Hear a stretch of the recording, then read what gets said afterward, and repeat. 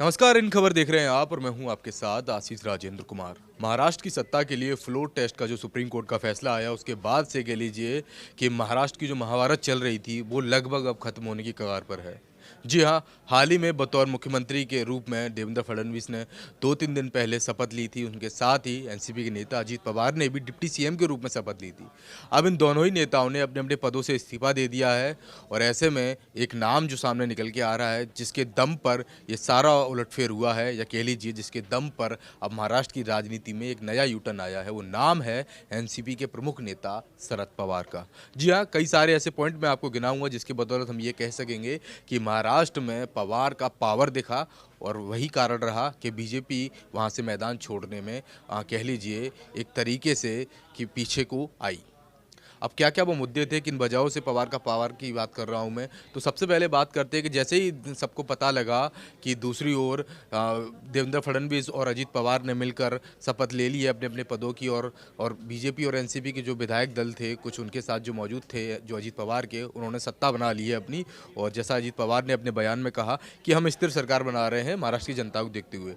और ऐसा माना जा रहा था उस समय कि सबके पीछे जो मास्टरमाइंड है वो शरद पवार हैं, क्योंकि ऐसे लोग जो राजनीति के जानकार हैं वो सब कायस लगा रहे थे कि शरद पवार की बिना सहमति के अजीत पवार तो ऐसा कर ही नहीं सकते हैं, क्योंकि वो तो उनके भतीजे हैं और वो उनके चाचा हैं। और दोनों ही विधायक दल के नेता अजीत पवार थे और साथ ही साथ वो प्रमुख हैं एनसीपी के। तो ऐसा लग रहा था कि कहीं ना कहीं शरद पवार की रजामंदी है, तभी जाके इन लोगों ने अपने अपने पदों की शपथ ली है। लेकिन उसके बाद जब शरद पवार ने प्रेस कॉन्फ्रेंस की और साफ तौर पे कहा ये मेरे समर्थन के साथ नहीं हुआ है, इस पे मेरी कोई सहमति नहीं है, अजीत पवार का ये निजी फैसला है जो कि वो बीजेपी के साथ गए। लेकिन कैसे उन्होंने ये कहानी पलट दी कि 3 दिन के अंदर ही बीजेपी की सरकार चली गई महाराष्ट्र से, और दोनों ही जो नेता जिन्होंने अपने अपने पदों की शपथ ली, देवेंद्र फडणवीस हो वो या अजीत पवार हो, उन्होंने अपने पदों से इस्तीफा दे दिया।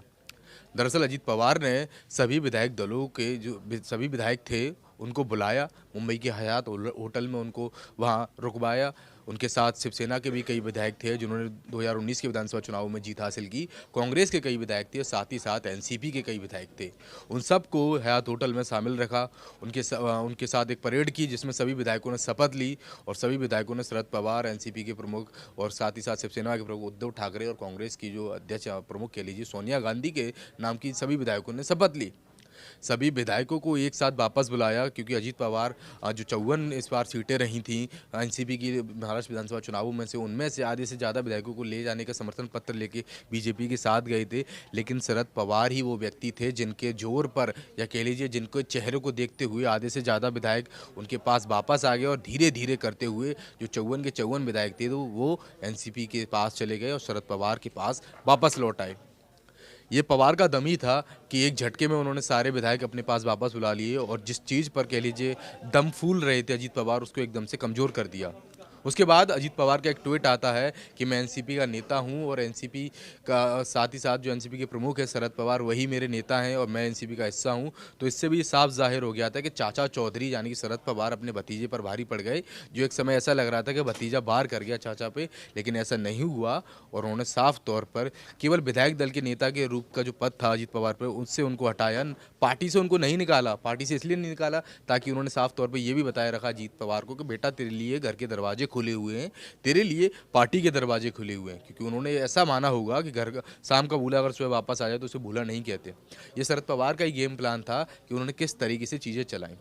जब बीजेपी और शिवसेना के बीच ठन गई थी, जैसे चुनावी नतीजे सामने आए थे महाराष्ट्र विधानसभा चुनाव 2019 के, तब एनसीपी के प्रमुख शरद पवार ही वो नेता थे जिन्होंने समर्थन के लिए हामी भरी और कहा कि चलिए हम शिवसेना की बात, जब शिवसेना ने उनके सामने प्रस्ताव रखा तो कहा चलिए हम जाते हैं, लेकिन आपको पहले अपनी जो कैबिनेट में जो मंत्री बैठे हुए हैं उनको वापस बनाना होगा। उस कड़ी में अरविंद सावंत जो कि शिवसेना के नेता है वो कैबिनेट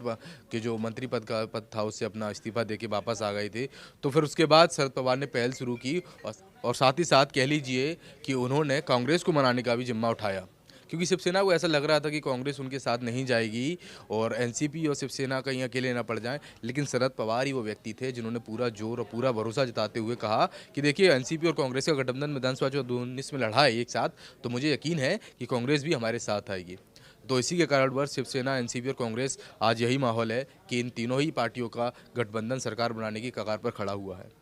क्योंकि महाराष्ट्र के प्रमोटर जो स्पीकर के तौर पर बीजेपी के नेता कालिदास कोलंबर का चयन हुआ है और वो अब धीरे धीरे जैसे कि प्रक्रिया आगे बढ़ रही है, ऐसा अनुमान लगाया जा रहा है कि उद्धव ठाकरे सीएम होंगे और एनसीपी के बाला साहब थोराट को डिप्टी सीएम के साथ साथ जयंत पाटिल को भी वो पद दिया जाएगा। तो वो ही शरद पवार थे जिन्होंने इन तीनों पार्टियों को एकजुट रखा, कांग्रेस को एक साथ लेकर आए, लेकिन इतनी विपरीत परिस्थितियां होने के बावजूद उन्होंने हार नहीं मानी और उनको पता था कि मैं इतना दम रखता हूं या इतनी पावर रखता हूं जो मैं सत्ता का पासा पलट सकता हूं और आखिरकार शरद पवार ने वो करके दिखाया। सुप्रीम कोर्ट ने जैसे ही फ्लोर टेस्ट के लिए कल का दिन निर्धारित किया, शाम 5 बजे तक भारतीय जनता पार्टी जो कि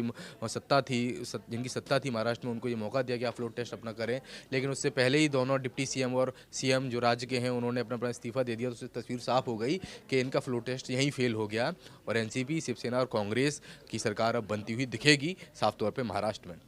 तो शरद पवार ही थे जिन्होंने सबको एकजुट रखा, जिन्होंने अपने बागी भतीजों को भी एक मौका दिया क्योंकि उनको पार्टी से नहीं निकाला। इस बार जो विधानसभा चुनाव हुए थे उनमें 60 से अधिक राज्य के अलग अलग कोनों में जाकर शरद पवार ने रैली की। इस दौरान उन पर काफ़ी पलटवार भी हुआ, लेकिन शरद पवार ने उसको मजबूती के तौर पर लिया और मजबूती के तौर पर लेते हुए अपनी पार्टी को आगे बढ़ाया और साथ ही साथ कई और जगह भी ऐसा दमखम दिखाया जिसके वजह से ऐसा लगा कि एनसीपी मजबूत है। और उसका कारण यही था कि पिछली बार जो 41 विधानसभा सीटें मिली थी एनसीपी को, वो बढ़कर इस चुनाव में 54 हो गई। तो ये था शरद पवार के का पूरा पावर महाराष्ट्र के अंदर, पूरी सत्ता को पलट दिया। एक बार फिर से कह लीजिए, जब ऐसा अनुमान हो गया था रातों रात, जब